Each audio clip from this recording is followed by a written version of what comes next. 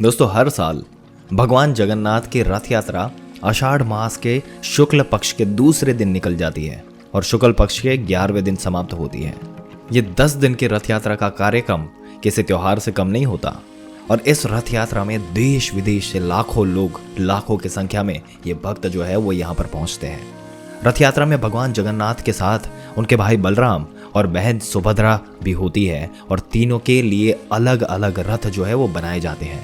रथ यात्रा में सबसे आगे बलराम जी का रथ, उसके बाद देवी सुभद्रा का रथ और सबसे पीछे भगवान जगन्नाथ श्री कृष्ण का रथ होता है। दोस्तों, आज हम आपको भगवान जगन्नाथ की रथ यात्रा और इसके पीछे जो स्ट्रेंज स्टोरी, जो मिस्टीरियस स्टोरी है, इसके बारे में पूरी जानकारी देने वाले हैं। ऐसी ही जानकारी पाते रहने के लिए हमारी चैनल को सब्सक्राइब करके बेल आइकन जरूर से दबा दें। आइए आगे बढ़ते हैं और ले चलते हैं आपको शुरू से। दोस्तों, भगवान जगन्नाथ की रथ यात्रा ढोल नगाड़ों की थाप से साथ निकल जाती है और उत्सव जैसा माहौल होता है। रथ यात्रा एक मज़ार पर आकर रुक जाती है। यहाँ तीनों रथ कुछ देर रुकते हैं और मज़ार के पास मकबरे में शांति से विश्राम करने वाले आत्माओं को याद करते हैं और उसके बाद रथ अपनी मंजिल की ओर आगे बढ़ जाता है। दरअसल इसके पीछे एक रोचक कथा है। इस कहानी के अनुसार भगवान जगन्नाथ का एक सालबेग नाम का मुसलमान भक्त था और सालेबाग की माता हिंदू और पिता मुसलमान थे। मुसलमान होने की वजह से सालबेग जगन्नाथ रथ यात्रा में शामिल नहीं होने दिया जाता था और ना ही मंदिर में प्रवेश मिलता था। और सालबेग की अनन्य भक्ति के साथ भगवान जगन्नाथ बेहद प्रसन्न हुए और एक बार रथ यात्रा के लिए जब मथुरा से जगन्नाथपुरी सालबेग आ रहे थे तो रास्ते में बहुत बीमार हो गए। सालबेग ने भगवान जगन्नाथ से प्रार्थना की कि एक बार अपना दर्शन और रथ यात्रा में शामिल होने का अवसर दे। बताया जाता है कि जब रथ सालबेग की कुटिया के पास से गुजर रहा था तो वहां आकर रुक गया और लाख कोशिशों के बाद भी टस से मस नहीं हुआ। और बाद में सालबेग ने भगवान जगन्नाथ की पूजा की और उसके बाद ही रथ आगे आराम से बढ़ गया। और तभी से परंपरा चली आ रही है कि कुछ समय तक सालबेग की मजार के पास रथ रुकेगा और फिर मौसी के घर गुंडीचा मंदिर के लिए रथ का पहिया आगे बढ़ता जाएगा। दोस्तों, ये कहानी है इंडिया के ओडिशा राज्य के पुरी में चमत्कार की एक कहानी, जिसको समझ पाना साइंस के बस की बात नहीं है। साइंस, जियोग्राफी, फिजिक्स, केमिस्ट्री और दुनिया के सारे ग्राउंड बिलीव्स यहाँ सब फेल हो जाते हैं। हिंदू मान्यताओं में 4 धाम होते हैं: बद्रीनाथ धाम, द्वारकाधीश धाम, रामेश्वरम और जगन्नाथपुरी। और ये कहानी है जगन्नाथपुरी की, जहां पर आज भी श्री कृष्ण का वास्तविक दिल धड़कता है। इस मंदिर के कुछ ऐसे रहस्य हैं जिनके बारे में सुनकर भी किसी के भी होश उड़ जाएंगे। वेस्टर्न कल्चर फॉलो करते करते हम एक ऐसे मोड़ पर तो आ चुके हैं जहां लोग भगवान के होने या ना होने पर सवाल उठाने लगे हैं। पर यही सवाल अब आप अपने आप को खुद को पूछने के लिए जो है वो तैयार हो जाएंगे।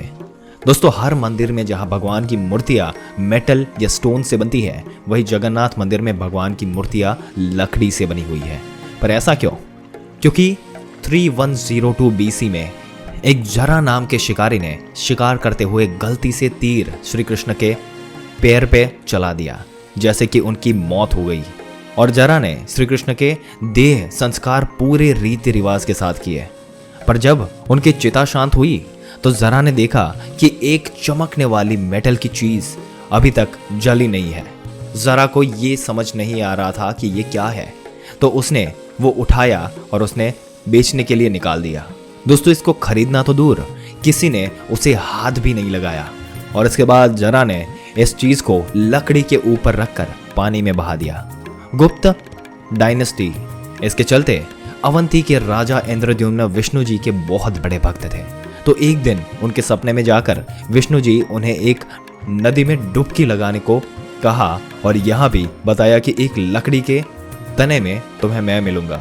तो अगले ही दिन राजा डुबकी लगाने के लिए चले गए और डुबकी लगाते वक्त राजा को नदी में थोड़ी ही दूर एक लकड़ी का तना भी दिखा और बिना देर किए राजा तने तक पहुंचे और तने को महल में ले आए।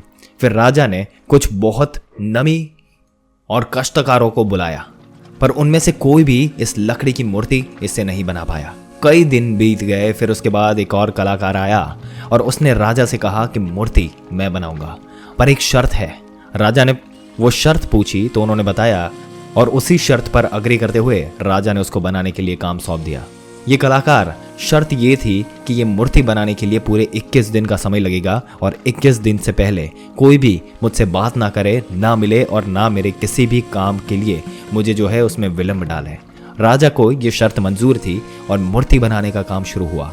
रोज मूर्ति बनाने की आवाज आती थी, पर धीरे धीरे वो आवाज बंद हो गई। अवंती की रानी, इनको लगा कि शायद भूख प्यास से जो कष्टकार है वो मर चुका है। उन्होंने मूर्ति का जहां काम चल रहा था वहां पर वो कमरे के दरवाजे को खुलवाने की जिद की और राजा को उनकी बात माननी पड़ी। और जैसे ही दरवाजा खुला तो उन्होंने ये देखा कि वहां कष्टकार था ही नहीं, सिर्फ 3 मूर्तियां थी, भगवान जगन्नाथ, उनके भाई बलभद्र जी और उनकी बहन सुभद्रा जी की। और उसी जगन्नाथ जी की मूर्ति में वो मेटल वाली चीज भी रख दी गई थी, जो कि और कुछ नहीं, श्री कृष्ण का धड़कता दिल था। और दोस्तों, ये कोई नॉर्मल ह्यूमन हार्ट नहीं है, ये एंशिएंट एडवांस टेक्नोलॉजी का क्लियर सबूत है। ये हार्ट एनर्जी ट्रांसमिट करता है और हम सब ने ये तो पढ़ा ही है कि ये जो स्टोन्स है वो metal are good conductor of electricity and wood is the bad conductor of electricity. और इसलिए idols in Jagannath temple are made up of wood. सिर्फ यही नहीं, 12 साल में एक बार भगवान की नई मूर्ति स्थापित की जाती है और भगवान के दिल इसको मूर्ति में शिफ्ट किया जाता है।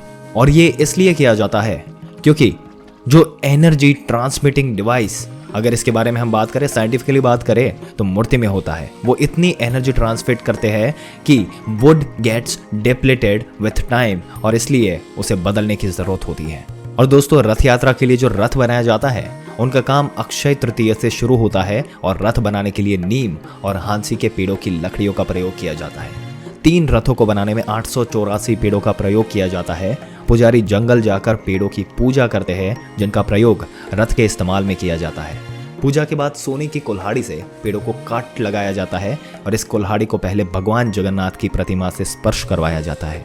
सोने की कुल्हाड़ी से पेड़ों पर कट लगाने का काम महाराणा द्वारा किया जाता है। और जगन्नाथ रथ यात्रा शुरू होने के बाद गुंडिचा मंदिर पहुंचती है। गुंडिचा मंदिर का गुंडिचा बाड़ी भी कहा जाता है और भगवान की मौसी का घर भी है। यहाँ भगवान जगन्नाथ, बलराम और देवी सुभद्रा 7 दिनों तक विश्राम करते हैं। और गुंडिचा मंदिर में भगवान जगन्नाथ के दर्शन को आडप दर्शन कहा जाता है। गुंडिचा बाड़ी के बारे में कहा जाता है कि यहीं पर देव शिल्पी विश्वकर्मा ने भगवान जगन्नाथ, बलराम और देवी सुभद्रा की प्रतिमाओं का निर्माण किया था। गुंडिचा भगवान जगन्नाथ की भक्त थी और मान्यता है कि भक्ति का सम्मान करते हुए भगवान हर साल उनसे मिलने के लिए आते हैं। दोस्तों, आपके क्या विचार है इस कहानी के बारे में, जो कि जगन्नाथ मंदिर के बारे में है, उनके रथ यात्रा के बारे में है? इसके बारे में अपने विचार हमें कमेंट करके ज़रूर से बताइएगा। अगर ये वीडियो और इसमें दी गई जानकारी आपको अच्छी लगी हो तो अपने दोस्तों और रिश्तेदारों के साथ ज़रूर से शेयर कर दें और ऐसी जानकारी पाते रहने के लिए हमारी चैनल को सब्सक्राइब करके बेल आइकन जरूर से दबा दें।